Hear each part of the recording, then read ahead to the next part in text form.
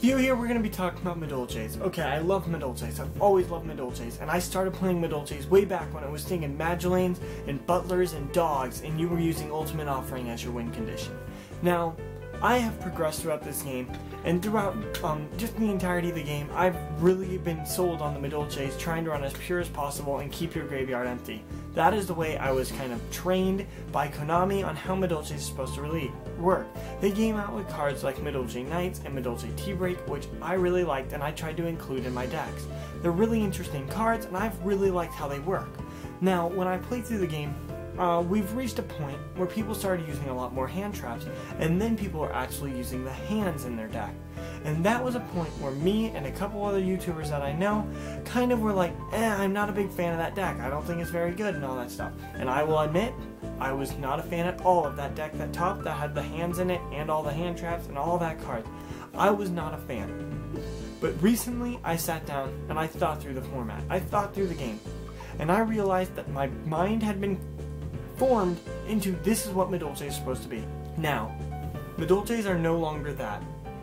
I know this. I finally noticed all the things that Madolches no longer are.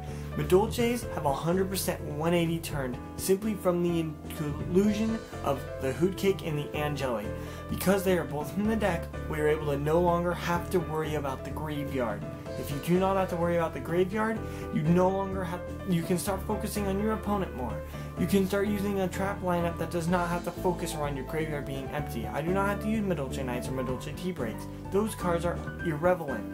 Instead, I can just use 2 copies of Field Spell, maybe 2 copies of Tickets, and then use the Angelis to help boost the game. Now I no longer have to worry about that. Why is 3 Messenger Lotto decent now? Because we played Messenger Lotto at 1 to 2, not because we were trying to keep one in the deck, but because we did not want to draw it. It did not matter if it was in our deck, and it was okay if we drew 1. If we only ran 1 and we drew 1, it's good because that means it's not taking up 2 spaces in our hand. And so, the way we were trained was, you don't want any of that in your hand, you do not want it in your, all you want are cards in your deck, and that's all. You don't want anything in the graveyard, and you only want things on the field. That's how we were trained. But then some player realized that this format, we don't have to worry about the graveyard anymore. We are now able to use Madolches as, this is my Queen Engine, how can I connect this? How can I kind of fight my opponent while using my Queen Engine right here?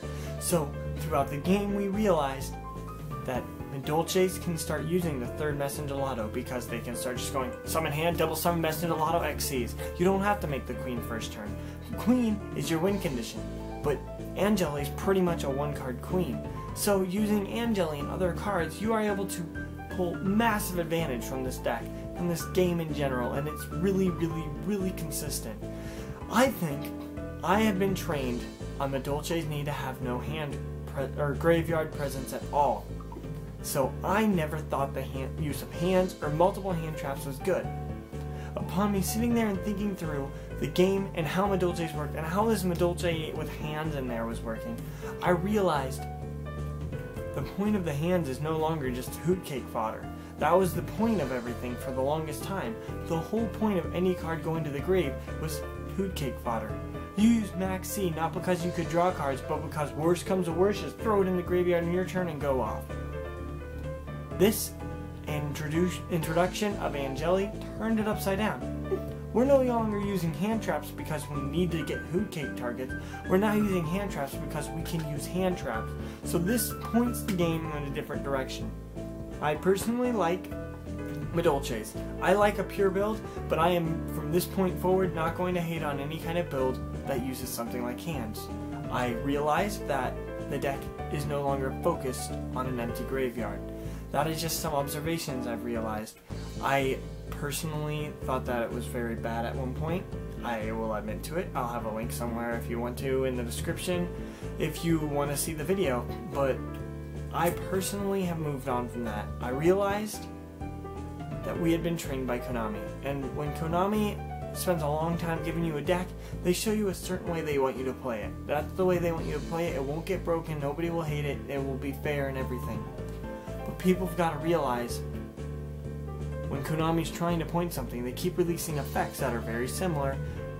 They're trying to train you, and they're trying to keep you from something better. Tell me what you think of Madolches. I think They no longer have to play that.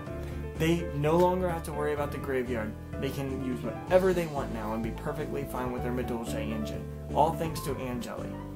I like the deck. Tell me what you think in the comment section below. Thanks for watching, and as always, have a wonderful day. Yeah.